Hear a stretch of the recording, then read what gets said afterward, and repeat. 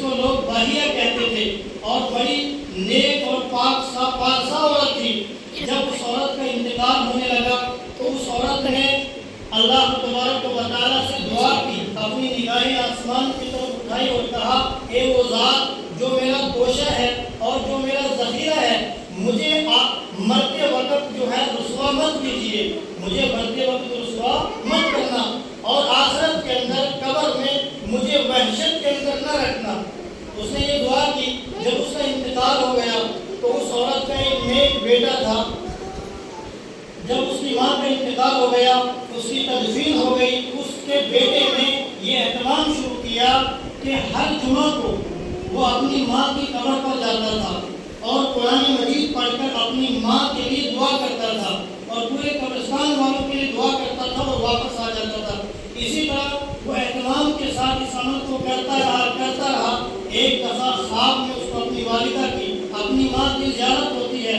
وہ اپنی ماں سے پوچھتا ہے کہ اماں آپ کا کیا حال ہے؟ تو ماں نے کہا بیٹا موت کی سختی بڑی سخت چیز ہے، موت کی سختی بڑی سخت چیز ہے، مگر میں یہاں راحت سے ہوں، آرام سے ہوں، ریحان میرے نیچے بچھی ہوئی ہے، یہ آخرت کا بستر ہے اور ریشم کے تکیے لگے ہوئے ہیں، میں یہاں آرام سے ہوں۔ بیٹے نے کہا اماں میرے لائق کوئی خدمت ہو تو آپ مجھے حکم کیجئے۔ ماں نے کہا بیٹا آپ جو ہر جمعہ کو میری قبر پر آ کر قرآن مجید کی تلاوت کر کر میرے لیے دعا کرتے ہو، اس کو مت چھوڑنا، اس کو مت چھوڑنا، اس سے مجھے بڑی راحت ہوتی ہے اور بڑی خوشی ہوتی ہے، مجھے ہی نہیں پورے قبرستان والوں کو اس سے بڑی راحت ملتی ہے اور بڑی خوشی ہوتی ہے۔ وہ بیٹا کہتا ہے کہ میں نے اور اہتمام سے اس عمل کو کرنا شروع کر دیا، میں یہ عمل اہتمام کے ساتھ کرتا رہا کہ ایک دفعہ پھر خواب دیکھتا ہوں کہ خواب میں بہت سارے لوگ جو میری طرف آ رہے ہیں، جن میں مرد بھی ہیں اور عورتیں بھی ہیں، وہ سب میری طرف چلے آ رہے ہیں۔ میں گھبرایا، میں نے ان سے پوچھا کہ آپ کون لوگ ہو اور میرے پاس کیوں آ رہے ہو؟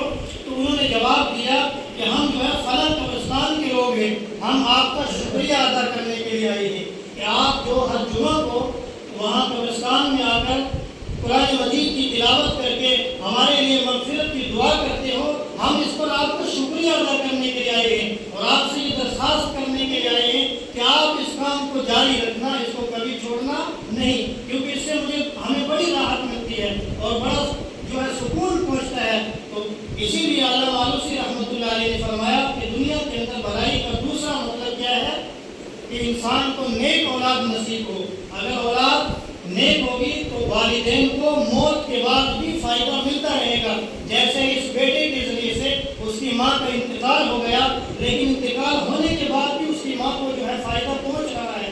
صرف اس کی ماں کو نہیں بلکہ پورے مسلمان جو بھی اس قبرستان کے اندر مدفون ہے سب کو فائدہ پہنچ رہا ہے۔ تو اللہ تعالیٰ میری اور آپ کی اولادوں کو نیک بنائے اور ہمیں اپنی اولادوں کو نیک بنانے کی توفیق عطا فرمائے۔ ہماری اولادیں نیک اسی صورت میں بنیں گی جب ہم اپنی اولاد کو دین پڑھائیں گے، جب ہم اپنی اولاد کو قرآن پڑھائیں گے، جب ہم اپنی اولاد کو مدرسوں سے جوڑیں گے، مسجدوں سے جوڑیں گے، قرآن کی تعلیم احادیث کی تعلیم انہیں دیں گے تو وہ اولاد نیک بنے گی اور ہمارے لیے آخرت کے لیے ذخیرہ جمع ہوتا رہے گا۔ اللہ تعالیٰ عمل کرنے کی توفیق عطا فرمائے۔ اسی طرح مفسر قرآن علامہ آلوسی رحمۃ اللہ علیہ فرماتے ہیں کہ دنیا کے اندر بھلائی کا تیسرا مطلب یہ ہے کہ دنیا کے اندر نیک نامی اور مقبولیت حاصل ہو جائے۔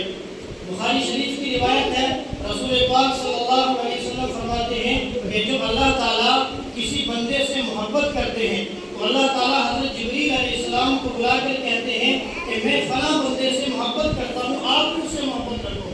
چنانچہ روایت میں آتا ہے کہ جبریل علیہ السلام تمام اہل آسمان کو اپنی طرف متوجہ کرتے ہیں اور یہ اعلان کر دیتے ہیں کہ اللہ تعالیٰ فلاں بندے سے محبت کرتا ہے، آپ بھی اس سے محبت رکھو، اور پھر اس کے بعد تمام روئے زمین والوں کے دلوں میں اس کی محبت ڈال دی جاتی ہے، روئے زمین والے بھی اس بندے کو مقبول سمجھتے ہیں۔